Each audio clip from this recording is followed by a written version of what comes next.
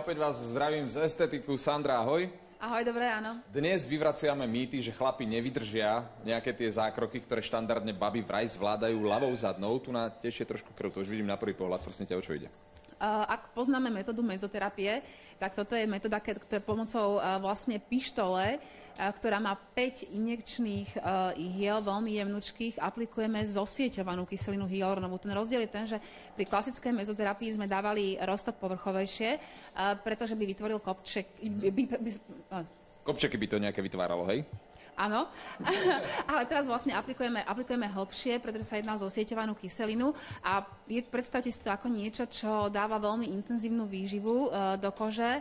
Volá sa to Skin Booster a je to vlastne taká prevencia pred starnutím kože. Tá koža po aplikácii nielenže sa vyhľadia jemné vrásky, ale má to aj preventívny efekt, to znamená stimuluje sa kolagén, elastín a koža je pevnejšia, elastickejšia. Náš model, môžeme ho tak nazvať model, lebo pacient to je tak, ako keby bol chorý, on nie je chorý. To úplne drží. Boli to? Nie, príjemný pocit. Fakt? Áno. Ty si ešte nevidel, čo tam máš, počúvaj.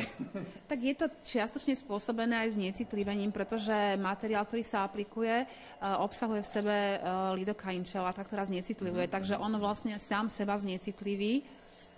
A dobre, čiže keď chlap príde, povedzme, na takéto vyšetrenie, drvivá väčšina žien, ktoré chodia, nemajú zarastenú tvár takto, ako vidíme práve teraz. Je to dobré, alebo mal by byť oholený chlap?